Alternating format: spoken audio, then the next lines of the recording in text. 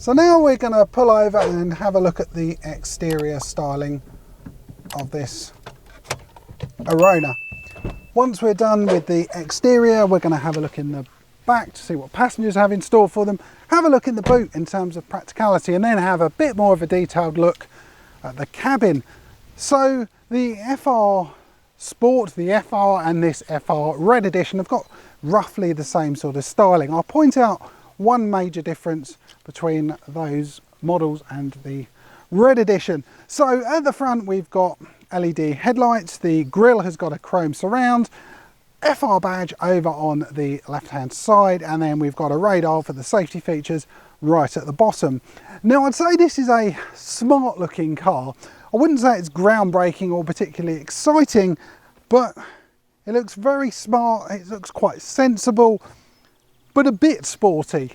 So we'll look around the side, because this being the Red Edition, we've got different colour brake calipers on here. So these are red, and that's the major difference with the exterior. Also, we've got the larger 18-inch wheels, which are also found on the FR Sport.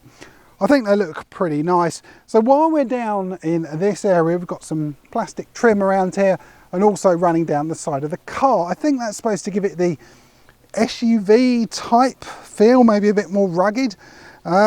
Maybe look as if it's got a bit more ground clearance, because between this and the Ibiza it's based on, it's only 15mm higher, so you're not going to be doing any off-roading soon in this thing. The colour of the car, it's in midnight black, and we've got a contrasting roof in magnetic grey. Chrome roof bars as well, and if we head further back, because we've got chrome that runs all the way around the edge of the bottom window, wraps around into a larger chrome section with an X marked on it. Privacy glass, so again, from the side of it, it's pretty good looking. Not amazing, but I do like the look of it. It's, again, I'm going back to that word, smart. So we'll head in the boot, because we need to see what the practicality is like in there, because I think it's a bit bigger than you'd find in the Ibiza, and certainly well up there with its competitors. Before we have a look in the boot, let's have a quick look over the exterior styling from the rear. We've got a small spoiler here to give it a bit more of a sporty look. Arona badge, FR over on the right hand side, full LED lights at the back as well, and down the bottom what you think are two exhausts. Well, they're not, they're exhaust inspired, I think they're called. They don't even admit to being an exhaust, which is a good thing, because they're actually further underneath. It does give the back of it a bit better shape. I know some people hate fake exhausts and fake vents, etc, but it's not claiming to be anything. The literature says it's not real. But let's open up the boot. Open it up, and in here we've got 400 litres of storage. That's a good amount. It's certainly up on the Ibiza. I think it's even bigger than the Leon, which is quite surprising. Got a flat floor, sort of. Now, caveat to this, you've got a section that folds up and down, and you can actually lower it. So if you do want a bit more room and not necessarily worried about it being flat, you can put it down, give yourself a few more inches of storage. Now under there is a very big hole with something that looks like where a wheel should be. You can have a wheel, I think you can option it, but they don't provide one as standard. In there at the moment they've got the lovely punch repair kit foam thing, but at least you've got the option of a spare if you really need it. You could store maybe some things in there, but it doesn't necessarily lend itself to chucking things in there. It would have been nice maybe to have some sort of covering over there so you can have a bit more room. But even so, it's pretty good. I've got a few bags here so we can put them in. A bit of context of how much room there is. So I've got an overnight bag, a couple of rucksacks, and there's still plenty of room in there. You could easily fit a couple of suitcases in there, weekly shop, etc, and a very small dog would go in there. So the rear of this, yeah, it's a very practical car. You might struggle if you had something like a pushchair, maybe, but you have got 60-40 split seats. So the next thing is inside. Let's get in there and we'll see what do passengers have in store for them. So welcome to the back of the Seat Arona.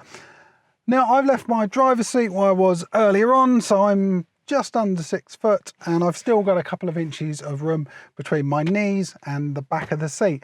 Now headroom is where this thing wins. I've got probably a foot above me, so if you're a lot taller, someone like Joe Achilles, he'd be very happy in the back, or his knees would probably be sticking in the back of the seat. But overall, as a passenger, I'm very comfortable. One thing I am a little surprised about that we haven't got back here is a central armrest, and then that also means there's nowhere to put a drink. You've got like I don't know what it is, like a little shelf down here, but you're not going to fit your drink in there. You've got door bins so you can put bottles of, squash or whatever in there. But if you've got a hot drink or whatever, there's nothing. So that's a bit of a frustration. You would have thought I'd spent a few more pennies on that, but that's not exactly a deal breaker for me. We've got the stripes here with the red to go with the red edition. They're on the back of the seats. And also, if you look on the seat belts as well, there's a little red stripe running down there. Adjustable head restraints as well. So overall, it's pretty good in here. Isofix hidden behind these little zippers. So child seats, very easy to fit. I hate putting child seats in when you haven't got them. It's a real pain in the what's it. But anyway, let's move across. So if you're in the centre here, still got enough room. I'm not sure you'd want to fit 3 adults. You could do for a very short distance, certainly not long distance, but my foot's now got stuck. But overall, it's a nice place to be. You've got these small windows just behind me, which are really nice. This lets a bit more light in here, and my foot seems to have got stuck under the seat. Well done. Yeah, so overall, very nice back here.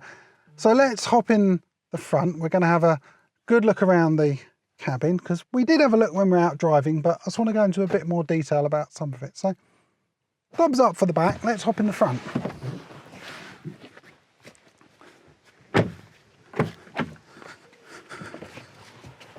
I'm going to go over some areas in a bit more detail. So to start the car, good old-fashioned key, foot down on the clutch. So I want to turn it on slightly just so all of the infotainment system and the digital dials all light up. So let's start off with the infotainment system. Now, this is the slightly higher spec, so it's got the 8-inch screen, whereas the base model only comes with a 5. Over on the left-hand side and the right, we've got shortcuts to the main areas of the infotainment system, and these are also then mirrored within these 3 menus here, so you can swipe across, and then again they're split into tiles. So we go back here. So this one, for example, is the sat nav, and you can actually change what you see in there. So you just swipe down, and then if you want to see that in a full screen, you just double tap it and it will load up, as it says, into the full screen, and you can start changing settings in there. So if you do want to search for someone, you just, quite logical, press the magnifying glass. Now, something that is really useful, if you want to turn the audio navigation off, so that's the turn left, turn right, do a handbrake, turn, go here. So it's also, you don't need to touch the screen. Some of this, it detects when you are there, so you get these pop-up menus. So it's this one here with the 3 dashes, and then you can turn the sound off, so I've muted that. So we'll go back to the main menu, so you can press those slashes there. Now also you'll notice this is changed to 4 squares. If you press that, it goes into more what you'd see on a mobile phone. So you get all of your, I'm going to call them widgets, and you can go across and you can jump into those. So those correspond to what's over here, so you can see navigation, the little flag. So it's just another way of getting to the same thing. So if we went to, we'll go to radio, and you can see, swipe through and choose the radio station you want to listen to. Now, you can either choose the station by physically touching it here, but probably a better way once you're out driving is using the small digital display in the middle of the instrument cluster here.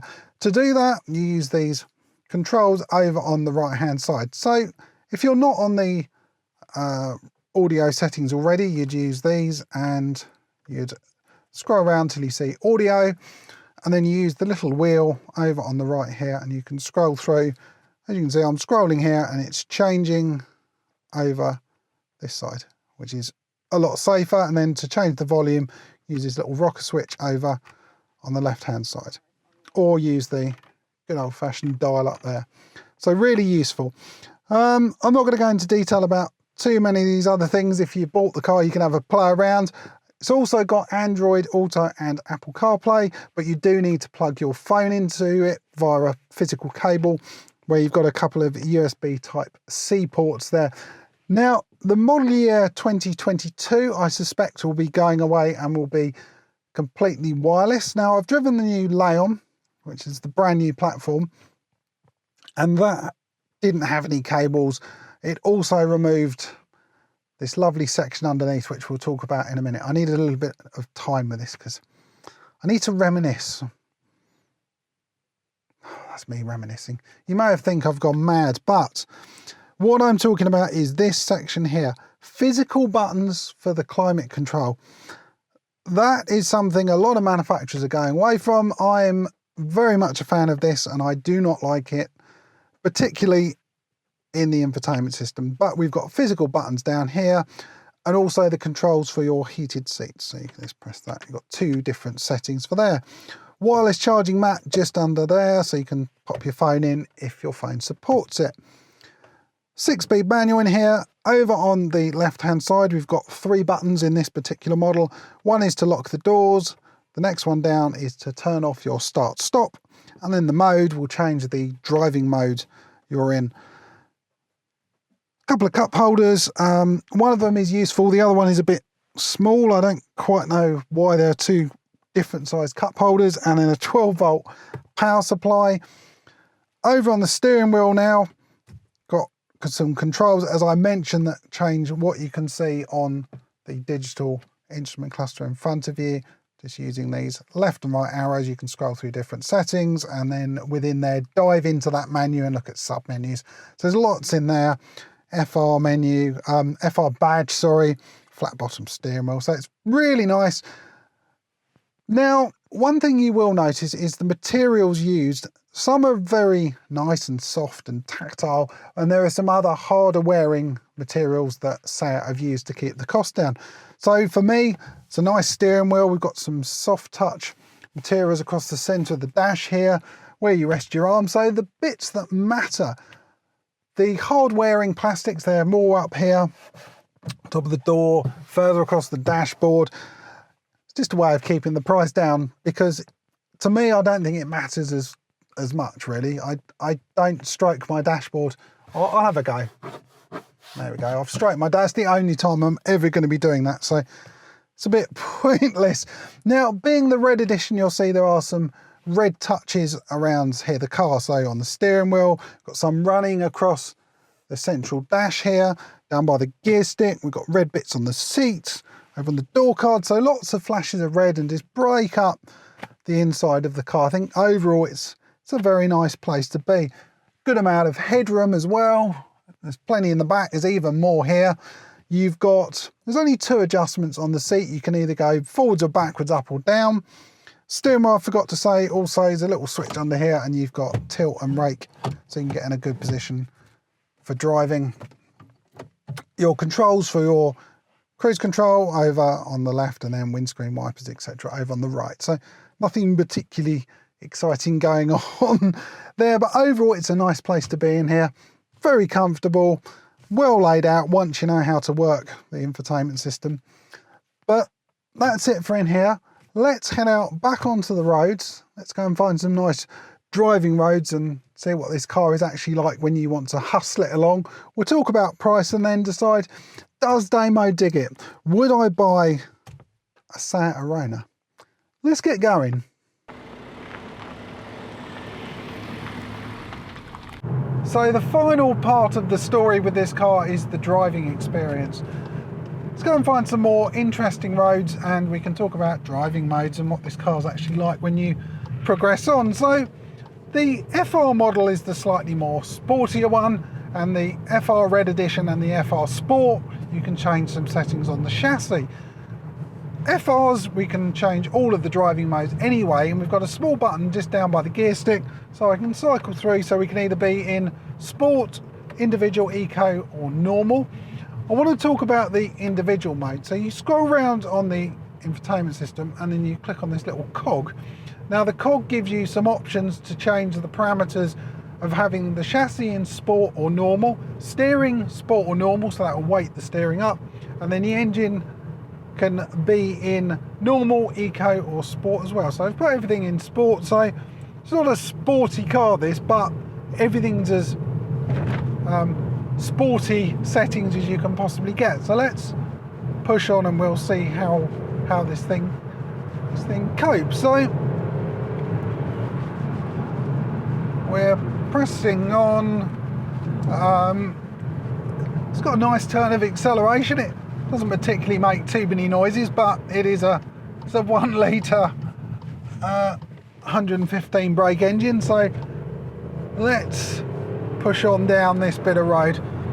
So it's very tight and twisty, very, very bumpy. Now the firmer suspension will compromise you in some ways by being a bit firmer on the ride, but it will help in the twisty stuff to be a bit more exciting and a bit less wallowy. So we'll be hard on the brakes, slows down well, down a gear, chuck it round.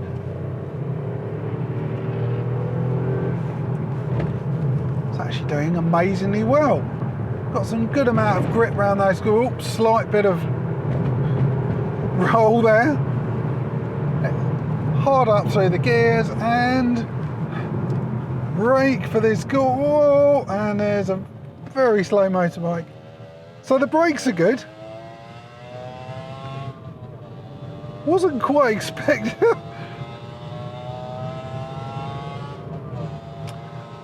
So take a breath. That short bit of spirited driving, I think it's done pretty well. So it'll put a little grin on your face. It's not, I wouldn't say thoroughly engaging, but it's not an unpleasant car to drive. So overall package, I think this is actually pretty good. The Arona FR Red Edition is £22,500, and I think that proves pretty good value for money. It's very well put together, good quality materials, it's quiet, it's comfortable, just does everything you could possibly want. It's okay when pushing on. It's not an amazing and not the most exhilarating drive, but for a car in this class, I think it does very well indeed. So if you are interested in one of these particular cars, give my friends at Hendy Seat a ring. Say, I saw Damo Drives video and I want to buy one of those cars. I'll test drive it first. This exact car is available to test drive down there. Anyway guys, I hope you found this video interesting, exciting.